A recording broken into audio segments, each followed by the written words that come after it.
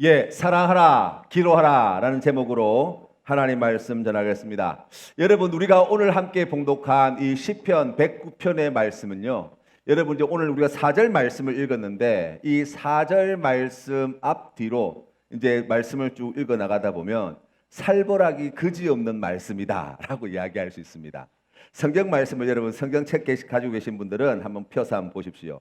6절부터 지금 다윗이 기도를 하는데요. 어떤 기도를 드리냐면 악인이 그를 다스리게 하시며 사탄이 그의 오른쪽에 서게 하소서. 그가 심판을 받을 때 죄인이 되어 나오게 하시며 그의 기도가 죄로 변하게 하시며 그의 연수를 짧게 하시며 그의 직분을 타인이 빼앗게 하시며 그의 자녀는 고아가 되고 그의 아내는 과부가 되며 그의 자녀들은 유리하며 구걸하고 그들의 황폐한 집을 떠나 빌어먹게 하소서. 고리대금하는 자가 그의 소유를 다 빼앗게 하시며 그가 수고한 것을 낯선 사람이 탈취하게 하시며 그에게 인애를 베풀 자가 없게 하시며 그의 고아에게 은혜를 베풀 자도 없게 하시며 그의 자손이 끊어지게 하시며 후대에 그들의 이름을 지워지게 하소서. 여호와는 그의 조상들의 죄악을 기억하시며 그의 어머니의 죄를 지워버리지 마시고 그 죄악을 항상 여호와 앞에 있게 하사 그들의 기억을 땅에서 끊으소서.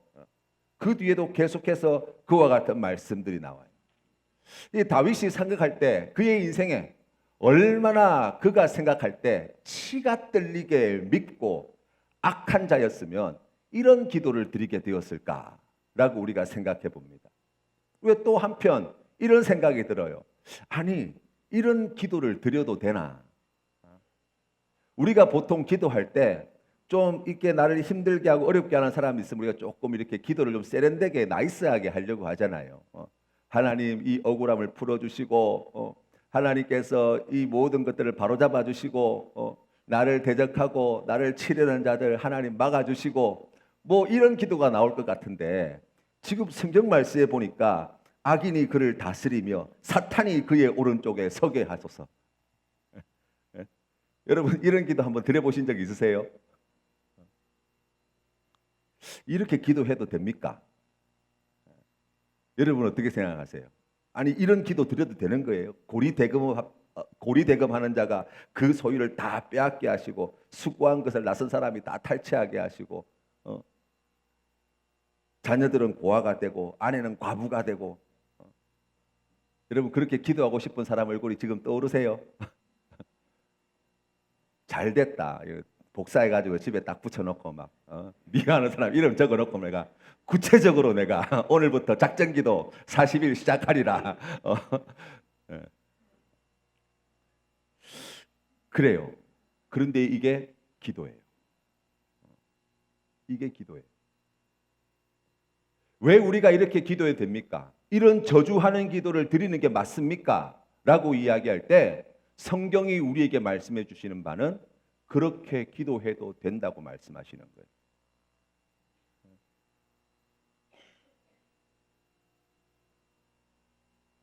왜 그럴까요?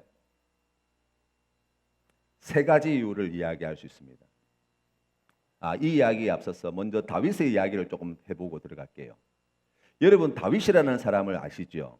이 다윗은 실제로 자기가 잘못한 일을 한 게 아니에요. 그런데 사울 왕이 이 다윗을 시기 질투해서 그가 데리고 있는 군대 3,000명을 이끌고 온 나라를 갖다가 쥐잡듯이 뒤잡고 다윗을 쫓아 죽이려고 그렇게 애를 많이 썼잖아요. 그리고 그 주변에 아마 사울 왕 주변에 다윗을 평소에 이렇게 라이벌로 생각하거나 좀 싫어하는 사람들은 그 옆에서 끊임없이 나쁜 말들을 사울 왕기에 넣었을 거예요. 다윗 저거 그냥 가만히 놔두면 임금님 나중에 큰 화근이 된다고. 임금님의 보위를 갖다가 빼앗아 갈 놈이라고. 아마 그런 이 악평과 온갖 악한 말들을 넣어주는 사람들이 있었을 것입니다. 이렇게 매번 당하는데 다윗의 입장에서 보면 자기의 이 억울함을 풀어줄 사람이 아무도 없어요. 자기가 억울하다고 누구한테 하소연할 사람도 없어요. 또 자기를 도와줄 사람도 없어요. 노 땅의 제사장들은 이 다윗에게 그 떡하고 뭐 좀 내줬다가 그 지방에 있는 85명의 제사장들이 도액에게 다 살해당하는 그런 비참한 일을 겪잖아요. 아니 그렇게 제사장도 그렇게 다 죽이 없애는 판에 누가 다윗 편에 되겠냐고요. 누가 다윗 편이 되겠어요. 그러니 고립무원이라고 이야기할 수 있습니다. 다윗이 믿고 의지할 사람이 아무도 없을 그때 이 다윗에게 남아있는 유일한 탈출구, 유일한 의지처 바로 하나님 한 분밖에 없어요. 그래서 하나님께 부르짖는 거예요. 그러니까 여러분, 도와줄 사람이 없다는 것이 꼭 나쁜 것만은 아니에요. 내가 의지할 사람이 없다는 것이 꼭 나쁜 것만은 아니라고요. 왜냐하면 그것을 통해서 우리가 더 간절하게, 우리가 더 하나님을 믿고 의지하는 그 귀한 자리로 나아갈 수 있는 계기가 될 수 있거든요. 우리가 억울한 일을 당해보면요, 없던 악도 생겨나요. 그죠? 마음이 흔들리고 거기에서 분노가 치밀어 오르고, 그런데 여러분, 그와 같은 분노와 억울한 마음은 사람에게 쏟아서는 안 돼요. 왜 그렇습니까? 사람은 그것을 감당해낼 능력이 없어요. 어떤 사람도. 여러분, 억울하다고 사람 붙잡아 놓고 내가 이렇게 억울하다고 백날 이야기해봐야 아무것도 해결되는 게 없어요. 그 시간이 길어지면 길어질수록, 그러한 횟수가 반복되면 반복될수록 주변에 있던 사람도 떠나가게 될 거예요. 원하는 것도 얻을 수 없습니다. 그래서 여러분, 우리가 억울할 때 하나님께 기도하는 거예요. 왜 이런 저주하는 기도를 하나님께 드려도 됩니까? 그 이유는 세 가지예요. 첫 번째, 우리 안에 그런 마음이 있기 때문이에요. 여러분, 우리가 하나님 앞에 나아갈 때 지금 내 마음에 누군가를 죽여버리고 싶은 그런 분노와 그런 살이가 가득한 마음이 있는데, 하나님 앞에 가가지고 하나님 앞에서 하나님, 그를 불쌍히 여겨주시고 용서해 주시고 입으로 말한다고 해서 하나님이 그 말을 들을까요? 우리의 마음을 보실까요? 우리 마음을 보실 거예요. 아니 지금 마음은 지금 불타가지고 지금 폐허가 되어 있는데, 멀쩡한 척 괜찮은 척 아무리 좋은 말로 하나님 앞에 기도해 본들 우리 하나님이 거기에 속아 넘어가실 리가 없어요. 마음 안에 이런 마음이 있습니다. 다 망해버렸으면 좋겠습니다. 다 죽어버렸으면 좋겠습니다. 사탄이 그의 오른편에 있고 고리대 거업자가 와가지고 그거 가지고 그냥 다 가져갔으면 좋겠고, 하는 일은 다 망했으면 좋겠고, 자식들은 고아가 됐으면 좋겠고, 마누라는 이 과부가 되었으면 좋겠고, 그런 마음들이 있다고요. 어떻게 하시겠어요? 그거 하나님께 내어놓는 거예요. 사람한테 내어놓으면 큰일 나죠. 그런데 하나님께 내어놓으면 기뻐 받으시는 기도가 되어질 수 있어요. 우리 하나님께서 그 기도를 기다리고 계신다고 성경은 말씀하는 것입니다. 두 번째로, 우리가 이런 저주하는 기도를 왜 하나님께 드려야 됩니까? 라고 이야기하면, 그 모든 일을 바르게 심판해 줄 수 있는 분은 하나님 한 분밖에 없기 때문이에요. 그걸 바로잡아 주시고 심판하실 수 있는 능력은, 권세는 하나님 한 분밖에 없어요.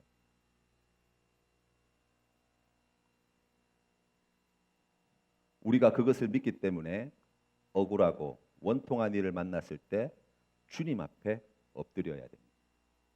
다윗이 그걸 잘했어요. 우리가 잘 알고 있는 대로 사울 왕이 죽이려고 그 군대를 동원하여서 다윗을 잡으러 다닐 때, 다윗이 그러한 사울을 갖다가 직접 충돌하고 대적하여 싸우지 않습니다. 생각해 보면 조금 의아하기도 해요. 분명히 죽일 기회도 있었고, 또 자기가 마음만 먹으면 자기를 따르는 백성들을 선동하여서, 그래서 사울 왕과 대적하여서 세력을 규합하고, 그래서 거기에서 전쟁을 하고 거기에서 승리를 거두어서 왕권을 차지해도 되는 판이었죠. 그런데 그렇게 하지 않습니다. 아무것도 없는 유대 광야를 갖다가 숨어서 거기에서 방랑하는 시간을 10년 가까운 시간들을 보내게 돼요. 낮에는 얼마나 뜨거운지, 밤에는 또 얼마나 추운지, 잠잘 곳 하나, 편하게 잠잘 곳 하나 찾을 수 없는, 안전한 곳 어디에도 없는 바로 그곳에서 10년의 세월을 보냈어요. 어떻게 그럴 수 있었을까? 오늘 주시는 말씀이 우리에게 그 사실을 가르쳐 줍니다. 왜 다윗이라고 화가 안 났겠어요? 왜 다윗이라고 억울한 마음이 없었겠어요? 왜 다윗이라고 그러한 분노하는 마음, 증오하는 마음이 그 마음에 생기지 않았겠어요? 그럴 때마다 주님 앞에 엎드리는 거예요. 주님 앞에 내가 지금 이러한 마음을 가지고 있습니다. 주님, 이 모든 것을 아시고 심판하실 수 있는 분이 주님 아니십니까? 내 억울한 원통함을 주님 심판해달라고 부르짖는 이 다윗이 있었기 때문에 그 모진 세월을 견딜 수 있었고 끝내 승리하게 되었다고 성경은 이야기하는 거예요. 히브리서 10장 30절 말씀에 원수 갚는 것이 내게 있으니 내가 갚으리라 하시고 또다시 주께서 그의 백성을 심판하리라 말씀하신 것을 우리가 아노니라고 말씀하고 있습니다. 그렇습니다. 어느 한 단편적인 사건, 그 단편적인 사건이 오기까지 일어났던 수많은 비하인드 스토리가 있어요. 이 사건에 관련되어져 있는 수많은 사람들의 관계 역학들이 다 다릅니다. 우리가 그걸 어떻게 알겠냐고요. 그 속에서 우리가 어떤 정의로운 판단을 내릴 수 있겠냐고요. 그런데 하나님은 아신다. 하나님은 그 모든 것을 다 보고 계시다고요. 그러니 여러분, 하나님께 맡겨드리셔도 된다고요. 세 번째, 다윗이 하나님 앞에 이와 같은 살벌한 저주의 기도를 드리는 이유가 있어요. 그게 무엇이냐면 하나님 기뻐하시는 뜻에 순종하기 위함입니다. 다윗이 사울왕을 가리켜 이야기할 때 자주 이야기했던 말이 있어요. 뭐라고 이야기했냐면 여호와의 기름 부음 받은 자라는 거예요.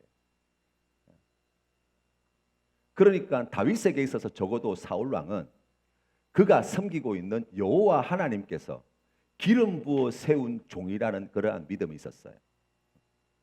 그래서 하나님이 기름 부어 왕으로 세우셨는데 사람이 함부로 그 자리를 빼앗거나 사람이 함부로 그러한 자를 죽이고 그렇게 하는 것은 하나님의 뜻이 아니라고 생각했어요. 그래서 두 번씩이나 사울왕을 죽일 기회가 분명히 있었지만 죽이지 않았던 이유가 여기에 있습니다. 마음에 저주하는 마음이 올라올 때마다 하나님 앞에 달려가 그 마음을 다 토해 놓았던 다윗이었기 때문에 자신의 욕망, 자신의 이익, 자신이 추구하는 꿈과 비전이 아니라 하나님 뜻에 순종하는 다윗이 될 수 있었어요. 우리가 욱한다 그러잖아요. 감정이 막 갑자기 격동해서 팍 올라올 때가 있거든요. 그때 그 순간만 잘 넘겨둬요. 살인을 면한다 그러더라고요. 많은 사람들이 그 욱하고 치올라오는 그 감정을 컨트롤하지 못해가지고 사고치고 범죄를 저지르고 한다잖아요. 그런데 여러분 보세요. 그 치올라오는 분노의 감정을 그럼 어떻게 조절해야 합니까? 어릴 때 여러분 뻥튀기 아저씨 기억나세요? 동네에 한 번씩 이렇게 뻥튀기 아저씨 오면 저는 되게 좋아했어요. 제가 뻥튀기 굉장히 좋아하거든요. 그래가지고 오시면 동네 아이들 전부 다 이제 쌀 집에 있는 거 한 대 퍼가지고 또 어떤 집은 이렇게 그 떡국 할 때 가래떡 그 자른 거 그거 이제 들고 오는 친구도 있고 옥수수 말린 거 가져오는 친구도 있고 해가 그거 튀겨서 먹었어요. 그거 보시면 넣어가지고 빙글빙글 밑에 불 올려가지고 한참 돌리다가 시간 되면 쇠꼬챙이 가지고 딱 걸어가지고 땅 땡기면 뻥 하고 터지는데 정말 어린 마음에 마술 같더라고요. 아니 요 안에 들은 건 이만큼 넣었는데 나온 거 보면 한 자루예요. 무슨 이런 조화가 있나? 저는 너무 신기했거든요. 너무 재밌었어요. 무슨 말씀이냐면 사람의 감정도 마찬가지예요. 계속 억누르고 그러한 감정이 치달아 오르고 막 그런 시간들을 지나다 보면 이게 압력 게이지가 계속해서 높아져요. 그리고 어느 순간 그게 폭발해 버립니다. 어떤 사람은 조금 낮은 수준에서 폭발하기도 하고 어떤 사람은 조금 더 압력을 잘 견디고 높은 수준에서 폭발하기도 하는데 결과는 마찬가지예요. 안 그러려면 어떻게 해야 됩니까? 감정이 폭발하는 것을 막기 위해서 할 수 있는 게 두 가지가 있어요. 첫 번째, 그 감정을 읽어주는 거예요. 네가 지금 화가 많이 났구나. 누군가가 내 마음의 감정을 읽어주는 것만 해도 여러분, 감정의 분노 게이지가 많이 줄어들 수 있어요. 또 그것을 누군가가 인정해 주는 사람이 있어야 돼요. 그럴 만하다. 너 정말 힘들었겠다. 그러면 그 감정 게이지가 떨어져요. 그런데 그걸 누가 읽어줄 수 있냐고요. 그 속마음 깊은 것을 누가 인정해 줄 수 있냐고요. 사람이 아니에요, 여러분. 하나님께. 하나님이 내 감정을 읽어주시고 하나님이 내 감정을 인정해 주셔야 되는 거예요. 다윗이 계속해서 이런 기도를 드렸던 이유가 거기에 있어요. 그렇게 할 때마다 하나님이 등 두들겨 주시고 힘내라고 위로해 주시고 내가 너와 함께 있다 말씀해 주시고 그럼에도 불구하고 다윗에게 베풀으신 놀라운 은혜를 깨달아 알게 해주셔서 그래서 그 끓어오르는 폭발 직전의 이 감정들을 갖다 폭발시키지 않고 하나님 앞에 다 토로하고 그리고 하나님께서 기뻐하시는 뜻에 순종해 나갈 수 있었다고요. 여러분, 사람의 감정은 사람의 행동에 직결되어집니다. 그러니까 우리가 행동하는 대부분의 것은 우리의 감정이 동의되어서 하는 일이에요. 내 마음이 인정하지 않고 내 감정이 동의가 되지 않는 일을 하는 것은 너무나 괴로운 일이에요. 아이들 앉아서 공부하는 거 한번 보세요. 아니 그게 뭐라고? 문제 몇 문제 풀면 되는데 그걸 하기 싫어가지고 우리 집만 그렇습니까? 우리 집만 그런 거예요? 얼마나 안타까운지 몰라요. 마음이 안 가는 거거든요. 그런데 한 번씩 일사천리로 문제를 싹 풀어나갈 때가 있어요. 끝나고 맛있는 거 먹으러 간다 뭐 이런 거. 네. 보세요. 감정과 행동은 직결되어 있다고요. 감정을 잘 조절하셔야 돼요. 우리가 하나님 뜻에 순종하려고 할 때도 우리의 감정을 잘 조절해내셔야 된다고요. 그걸 어떻게 하시겠냐고요. 지금 억울하고 원통한데 지금 내 마음에 분노가 끓어오르는데 그런 마음으로 하나님 뜻에 순종할 수 있습니까? 아니요. 절대로 그럴 수 없습니다. 그럼 어떻게 해야 합니까? 오늘 말씀에서처럼 하나님께 우리 마음을 쏟아드리는 거예요. 하나님, 제 마음이 이렇습니다. 제 속이 이렇습니다. 하나님은 그래도 알아주실 거라고 내가 믿고 이야기합니다.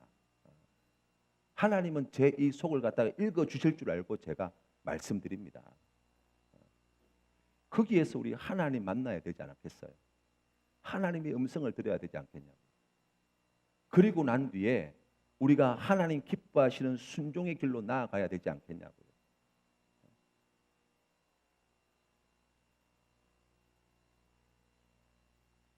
다윗은요, 기도의 사람이었습니다. 우리가 지금 시편의 말씀, 우리 특별 새벽 기도의 시간에 우리 한 장씩 보잖아요. 보세요. 다윗은 기도의 사람이었어요. 그런데 여러분 잘 아셔야 될 게 있어요. 다윗은 태어날 때부터 훌륭한 믿음의 사람이 아니에요. 우리가 생각하는 그런 훌륭한 믿음의 사람이 아니었다고요. 그를 훌륭한 믿음의 사람을 만들었던 그 조건이 하나 있다면 바로 기도였어요. 그는 기도를 통해서 그의 믿음은 더욱 단단해지고 자라나기 시작합니다. 그가 하나님 앞에 부르짖어 기도하는 이 시간을 통해서 하나님과의 친밀한 사귐과 교제가 이루어질 뿐만 아니라 하나님을 알아가는 지식도 더해지고, 그리고 하나님께서 베푸신 은혜를 믿음의 눈으로 바라보는 눈도 가지게 되었어요. 그래서 여러분, 이 억울하고 원통한 일을 겪었음에도 불구하고 아무 죄도 없는 자기를 원수같이 취급하는 사울이 두 눈 시퍼렇게 뜨고 살기등등하게 자기를 죽이러 달려옴에도 불구하고 흔들리지 않을 수 있었어요.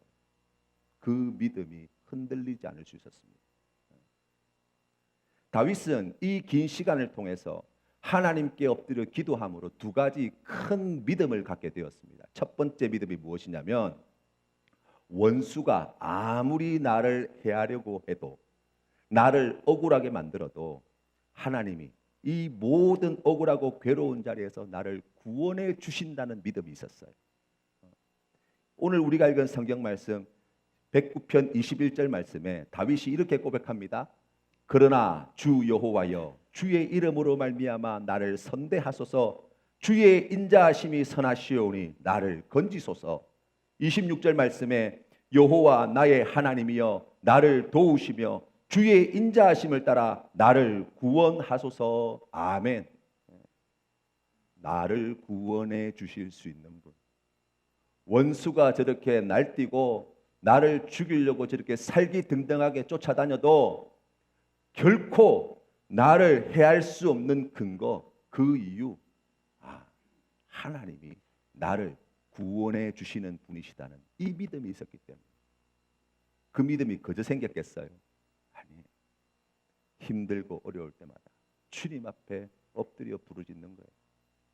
그 기도를 통해서 이 믿음이 자라게 된 거예요. 사울 왕이 아무리 사람을 많이 동원하고 그가 할 수 있는 모든 수단과 방법을 다 동원하여서 다윗을 잡으려고 해도 그 10년의 세월 동안 다윗을 결코 잡지 못했던 이유가 여기에 있습니다. 여러 번 죽을 고비가 있었습니다.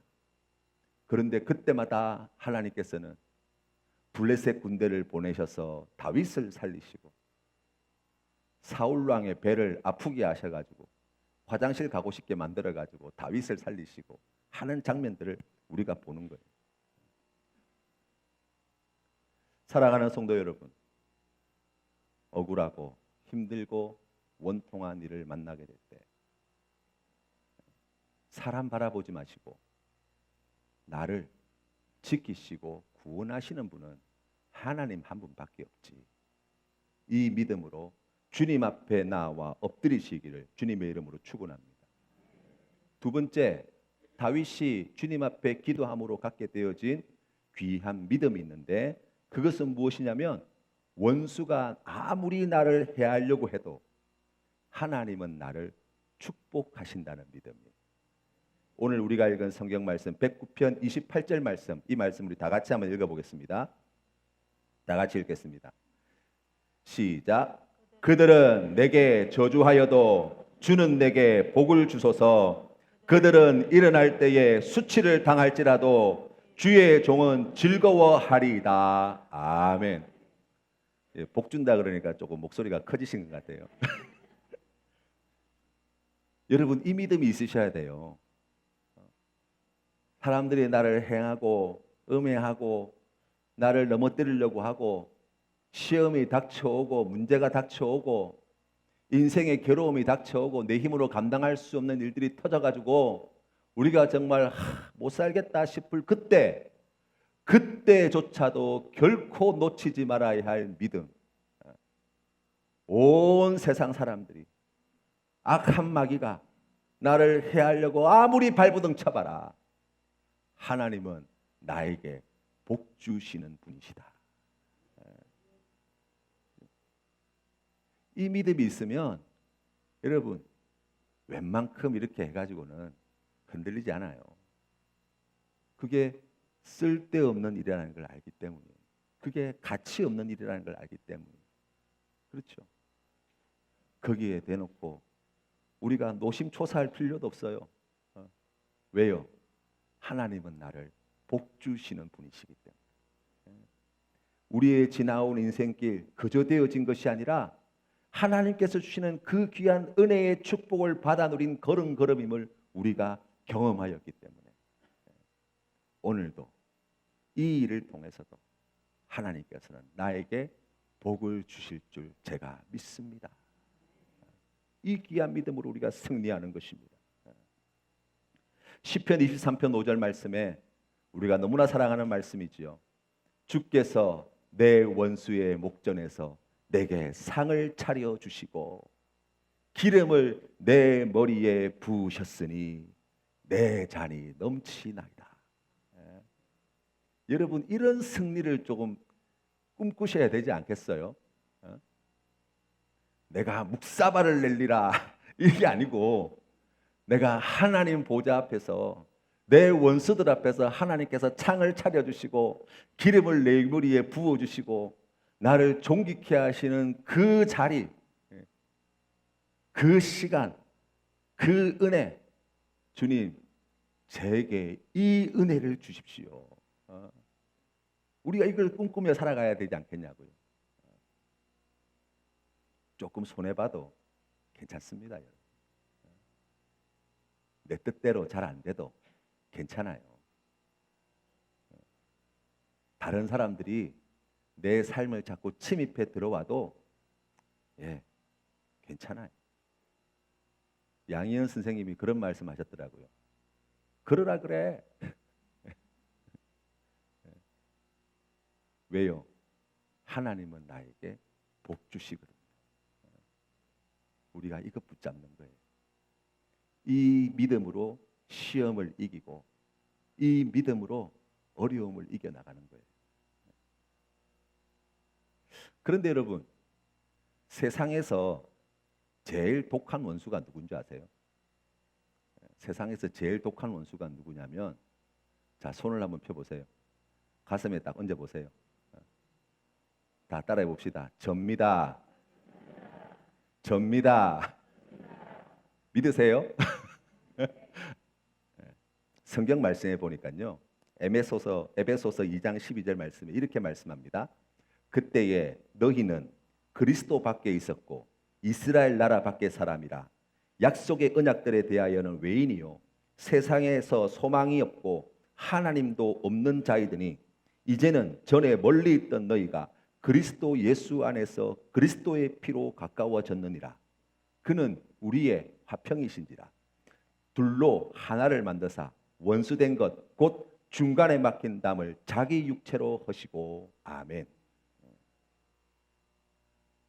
우리가 오늘 읽었던 시편 109편 앞에 나와 있는 그 살벌한 저주의 기도문은 사실 우리가 당해야 할 일들입니다. 왜냐하면 우리는 본디 하나님과 원수된 자들이었거든요. 한 사람과 원수가 되어도 인생이 살기가 버거워요. 한 나라의 임금이나 대통령과 원수가 되면 집안이 다 망할 거예요. 그런데 여러분, 하나님과 우리가 원수된 사람들이라고요.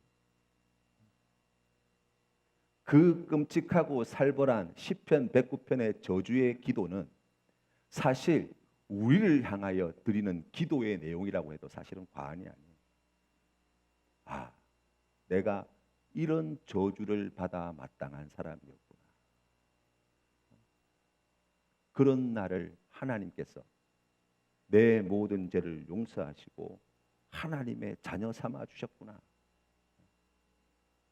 우리가 지금은 하나님께 아이고 하나님 왜 이것도 안 해주시냐고, 왜 저것도 안 해주시냐고, 왜 더 안 도와주시냐고, 왜 더 큰 복을 안 주시냐고, 왜 더 잘되게 안 해주시냐고, 제가 지금 필요한 것들이 얼마나 많은데 이거 언제 주실 거냐고 막 하나님 앞에 청구서를 막 날리고 막 안 해준다고 막 떼를 쓰고 막 삐져가지고 교회도 안 나오고 막 이런 일도 하지만 여러분 가만히 생각해 보세요. 우리가 원래 하나님과 원수였다고요.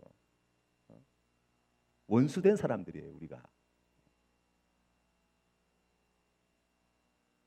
그런데 아버지 하나님께서 원수인 나와 화해하시기 위해서 그 아들 예수님을 십자가에 못 박아 죽이셨다는 거잖아요.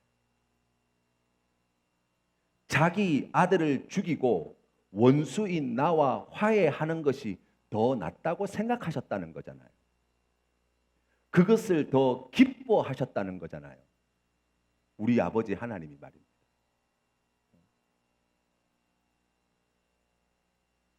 여러분, 하나님이 정말 바른 선택을 하신 게 맞습니까?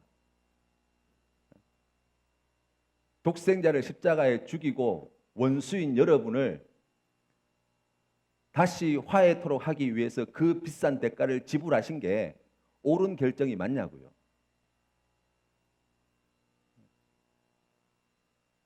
그 은혜를 잊고도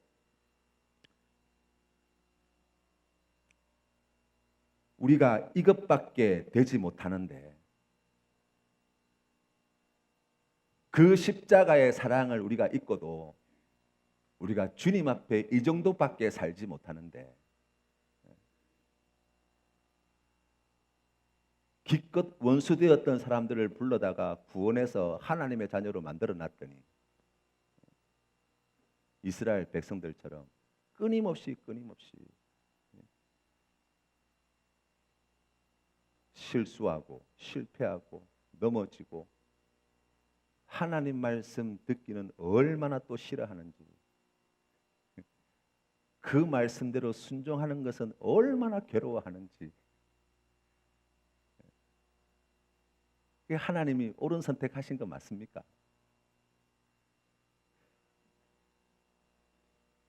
하나님이 그렇다고 말씀하시는 거예요. 하나님의 기쁘신 뜻을 쫓아 우리를 영원전에 택하시고 원수된 우리를 부르시고 우리를 의롭게 하시고 하나님의 자녀 삼으시고 하나님께서 주시는 그 영광스러운 모든 좋은 것들을 우리에게 주시기를 기뻐하시는 하나님이시라고 말씀합니다. 오늘 우리가 읽은 본문 말씀, 이 4절의 말씀은 우리가 이렇게 읽을 수 있습니다. 하나님을 원수로 대하는 우리를 하나님의 자신의 원수라고 말씀하신 우리를 하나님을 사랑하시고 끊임없이 실패하고 넘어지고 대적하고 원망하고 불평하고 불순종하고 악한 길로 접어들어가는 우리를 우리 주님께서 포기하지 아니하시고 지금도 우리를 위하여 기도하고 계신다. 우리가 그 은혜를 받았습니다. 그 사랑을 입었습니다. 우리도 주님께 그렇게 고백해야 되지 않겠습니까? 하나님, 나는 사랑하였는데 원수들이 나를 대적할지라도 저는 다시 사랑하겠습니다. 그리고 계속 사랑하기 위하여 다시 주님 앞에 엎드리겠습니다. 하나님, 나를 구원하여 주시고 나에게 복 내려 주십시오. 이 귀한 믿음의 고백이 우리 사랑하는 성도님들 모두의 간절한 소망이 되시기를 주님의 이름으로 축원합니다.